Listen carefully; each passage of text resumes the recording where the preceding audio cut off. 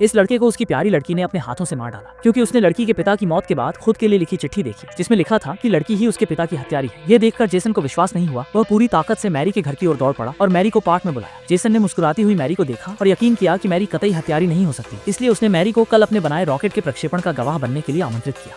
डाकिया अचानक प्रकट हुआ। जेसन जल्दी से मैरी के सामने खड़ा हो गया। उसने समझाया कि मैरी बिल्कुल भी हत्यारा नहीं है, लेकिन उसने यह नहीं देखा कि पीछे की ओर मैरी पहले ही उठ चुकी थी और उसने चाकू उठाकर उसकी ओर वार कर दिया। जब मैरी डाकिये को भी मारने की तैयारी कर रही थी, डाकिया अचानक गायब हो गया। मैरी ने जेसन के शव को नष्ट करने की पूरी कोशिश की, लेकिन अगले दिन जेसन का शव पुलिस द्वारा खोज लिया गया। यह जानने के बाद मैरी ने तुरंत भागने का फैसला किया। उसने अपने लंबे बाल काट दिए, लड़कों के कपड़े पहन लिए और दूसरे शहर जाने वाली ट्रेन में बैठ गई। लेकिन तभी डाकिया उसे ढूंढ लेता है और भेजने वाला कोई और नहीं बल्कि जेसन है। मैरी को लगा कि डाकिया उसे डराने के लिए आया है, लेकिन जब मैरी ने पत्र देखा तो वह ट्रेन के चलने के आखिरी सेकंड में उतर गई। असल में जेसन के पत्र में कोई शिकायत या दोषारोपण नहीं था, बल्कि उसने खुद को दोषी ठहराया कि वह हमेशा रॉकेट पर ध्यान केंद्रित करता रहा और मैरी के अनुभवों को अधिक नहीं समझ सका। जेसन को अब केवल इस बात का अफसोस है कि वह मैरी के साथ आखिरी वादा पूरा नहीं कर सका। पत्र में जेसन जितना ही कोमल था, मैरी उतनी ही पीड़ा में थी। वह उन दोनों की यादों से भरी हुई परित्यक्त इमारत की ओर दौड़ पड़ी, जो उसकी जिंदगी का सबसे निराशाजनक स्थान था, और वहीं उसने अपनी जिंदगी में एकमात्र गर्माहट महसूस की थी।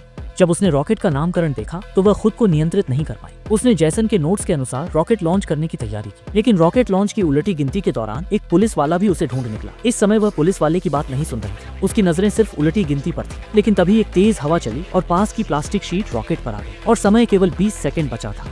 मैरी के पास समझाने का समय नहीं था। उसने जेब से चाकू निकाला और रॉकेट को ढकने वाले कपड़े की ओर दौड़ी, रस्सी कट गई, लेकिन उसने अपनी जान भी गंवा दी। असल में मैरी की हरकत को एक अन्य पुलिसकर्मी ने हमला समझ लिया था। जैसे ही प्रक्षेपण की उलटी गिनती समाप्त हुई, दोनों के प्रेम का प्रतीक रॉकेट अंततः आकाश में उड़ गया।